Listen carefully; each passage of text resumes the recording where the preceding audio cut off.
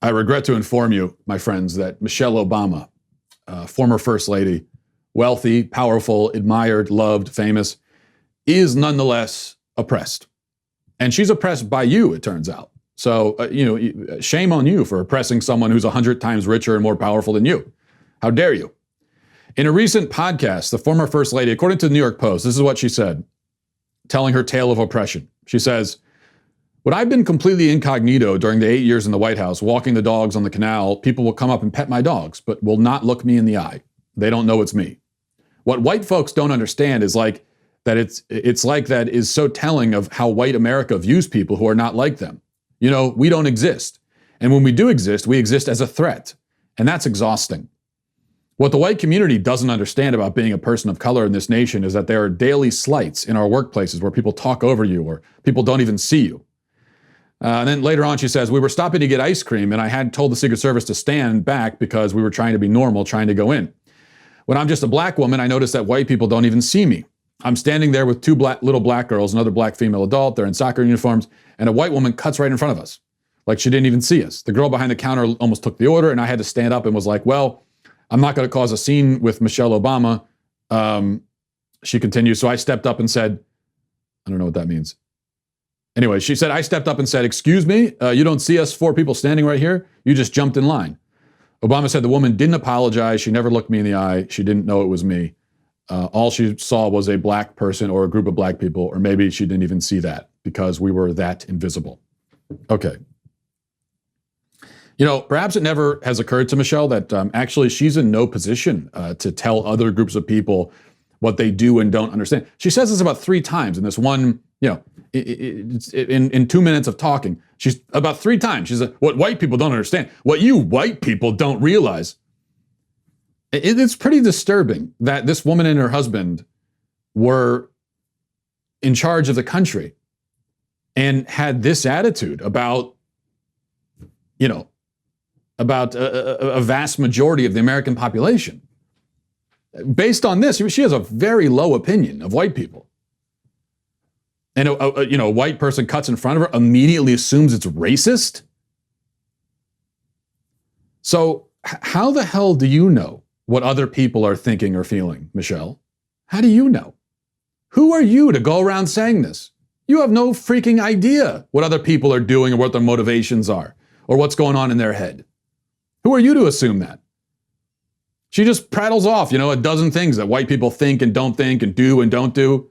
She is doing exactly what she accuses white people of doing to her by not letting them exist and be real and be their own people and speak for themselves. No, she's going to speak for them. The arrogance of that is just, it's off the Richter scale. It's one of the most arrogant people in the country is Michelle Obama. And I'm not just saying that based on only this. This is part of a pattern with her. Meanwhile, the traumatic experiences that she recounts, getting cut in front of in line, people not being overly friendly, getting talked over, that happens to everyone, Michelle. That's a normal thing for people. It happens to me. It happens to every person on earth. That is an utterly normal part of life for everyone, okay? We all deal with that, all of us. I could tell you stories of having people cut in front of me in line. It's happened to me. I guarantee you that.